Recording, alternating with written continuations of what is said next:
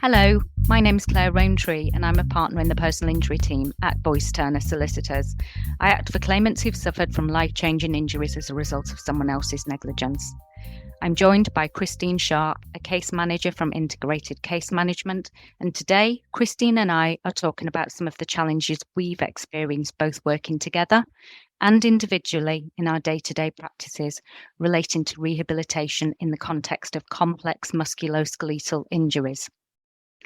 These are injuries that affect joints, bones, muscles, and sometimes associated tissues such as nerves, and they cause pain, stiffness, limited movement, disability, and have an impact on independence and function and quality of life. With the advancement of pre-hospital emergency medicine, such as services delivered by air ambulances, and the rollout of major trauma centres over the last 10 years, we're seeing a greater number of people who are surviving really serious accidents. And as a result, there are a higher number of people with complex, life-changing injuries and long-term care and rehabilitation needs. The largest number of survivors suffer from complex MSK injuries, and this is the cohort of people that we're discussing today. Because if you suffer from brain or spinal cord injury or amputation, the treatment and rehabilitation for these injuries is usually much more multidisciplinary and joined up, both in the NHS and privately. But this is not the case for survivors of complex MSK injuries.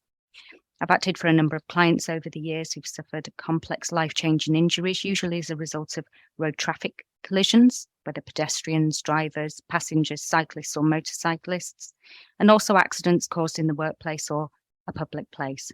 And with those types of injuries, it's not just the physical recovery, there are also psychological issues to overcome.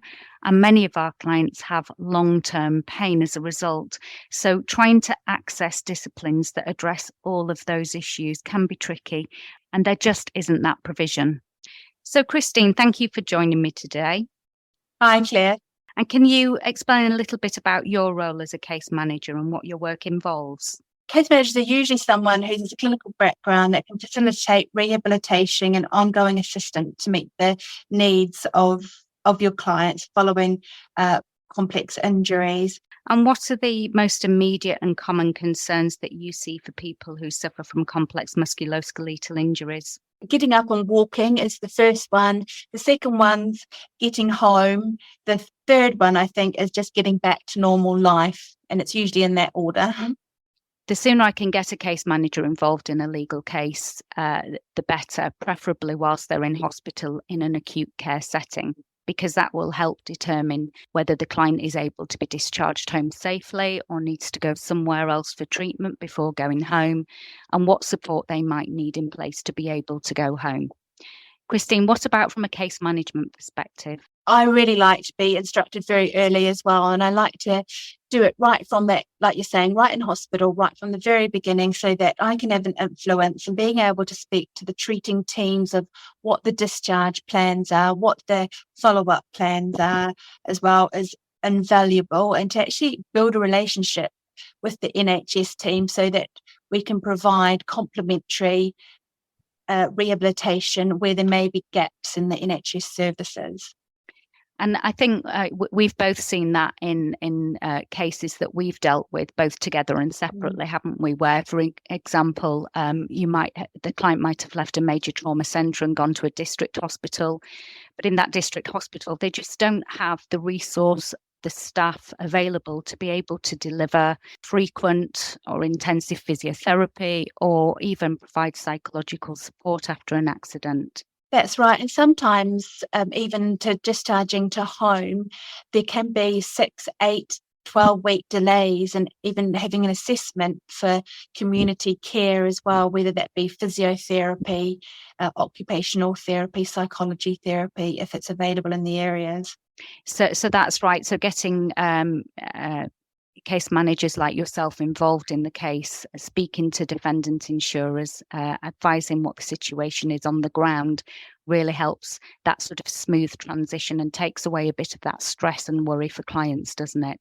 It certainly does. Major trauma centres should discharge patients with a rehabilitation prescription, which sets out all of a patient's rehabilitation needs. and it's useful for us and our case managers when we want to approach insurers for funding of rehabilitation. But it's not always completed, is it, Christine? No, it's not. And it's part of the NICE guidelines to provide that care to clients. But from my experience as a clinician and a case manager, that's often the big major trauma hospitals, King's, St George's, that will provide them. But once it gets down to a lower level, so they may have gone to a big hospital, for example, in the likes of Brighton or Ashford, but these prescriptions aren't given. So it's very hard to try and justify to an insurer why ongoing rehabilitation is needed outside of a hospital setting. And then just in terms of discharge planning, sometimes the home might not be suitable. What sort of challenges do you see? There's two main areas that we look at, is it's access, whether the client can actually get into their house and get back out again. And the other one is the use of the bathroom. So whether the client can use the toilet and get in and out of bath and have a bath or shower and actually wash and dress themselves. And I like to work with my case managers and collaboratively with the defendant insurer to make sure that if the home isn't suitable, either we can arrange adaptations or get the client into a temporary home whilst adaptations or a suitable property is found. And obviously that can take a long time, but also just looking at getting a care package in place, making sure that liaison with the local authority for statutory funding is available, or that we can access private funds from the defendant insurer. And then once in the community, rehabilitation just isn't about physical or psychological treatment, is it, Christine? It's also about vocational and social. It definitely is. And I think once patients are home and they're walking and functioning, they then obviously move on to the next stage, which is returning to work and returning to their leisure activities. And for some patients, that may happen quite easily, and some patients it may not be, particularly with the vocational aspect of it. It might be that employers can't accommodate the needs of the clients, and they may need further vocational rehabilitation and or retraining for another job as well. And some of our clients, unfortunately, won't get back to regular paid employment, so they may look at voluntary roles. So making sure that we make a claim for their loss of earnings is very important for their financial security as well. And what are the sort of challenges that you see once a client is discharged into the community? One of the major challenges when clients come back home is, as a case manager, is establishing an MDT team that can work together. And often it's extremely hard to coordinate the physio with the OT, with a psychologist as well. And I think one of the big advantages of having a healthcare provider, for example, like Remedy, they have an in-house team that provides that as an inpatient if they need it, but also as a community team as well, because often clinicians can be working towards different goals, and it can sometimes be a bit frustrating for clients where their rehabilitation isn't coordinated. And obviously many of our clients experience psychological injuries as a result of their accidents and the impact that that's had on their lifestyle and work and so on. Being able to provide psychological support to clients and their family where necessary is really important, because it can impact on a person's engagement in their physical rehabilitation if they're stuck or they're traumatized and they just can't get past that to be able to focus on their physical recovery, which can often be a sort of a long process. Christine, what's your experience in terms of psychological support for clients, and are defendant insurers understanding of the need for psychological support?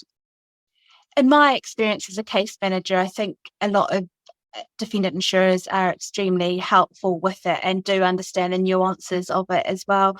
I find it comes in two waves. So initially we have the trauma or the trauma response to the accident or injury, and that can be really helped by certain modalities that will help clients come to terms with their trauma and what they've gone through and what happened. But then usually around the 6 to 9 month mark after the injury, when clients have got over the initial rehab, everything's plateauing. It's often a stage where people are returning back to work. And I often find at that stage, clients become low in mood if they're not able to do what they think they'd like to do or what they perceive they should be able to do. And a lot of that time is dealing with depression, changes in relationships, and often family members maybe not liking the roles that have been put upon them or liking the changes in the dynamics of the relationship. And it's around about that time that sometimes relationships fall apart, and there's often a major shift in mood and psychological status at that stage as well. From a legal perspective, we have to gather medical evidence from the relevant medical disciplines, depending on the type of injury sustained. We also instruct psychiatrists because we want an opinion on the psychological injuries that our clients have suffered from, whether they're likely to suffer relapses in the future, and whether they're likely to need further funding for treatment in the future as well. So just having that pot of money to be able to fund future psychological support, I think, is very important. I think that sometimes after settlement, Claire, there's a lot of times where the case is very hard psychologically on the clients. Like you're saying, having that funds for future psychological care is very important for after it's settled and after all the people have left, all the legal professionals, the medical experts have all left, and then the clients left by themselves a little bit. And that's another milestone, shall we say. And post-settlement, sometimes our clients will require some light touch case management in the future. What's your experience in those complex MSK type injuries of post-settlement involvement? It can go two ways. Sometimes funds have not been available until settlement for some aspects of clients' care, and a case manager can often come in and just help all those get set up. Ideally, my philosophy as a case manager is that I want to be done out of a job so that I'm helping the client to empower them to take care of their rehabilitation for the rest of their life. So really your purpose is to empower clients to regain some independence then? I think so. And I think that gives them more control over their situation because, as you said in the beginning, these are clients who have had injuries that are not their own fault. Thank you so much for your time, Christine. It's been really interesting chatting to you about all the problems that we encounter with complex MSK injuries. Thanks, Claire. It's been a pleasure. If you have survived a major trauma accident and have been left with life-changing injuries or complex musculoskeletal injuries, and you would like further information about whether you can make a claim, please contact boyceturnerclaims.com. Thank you. Goodbye.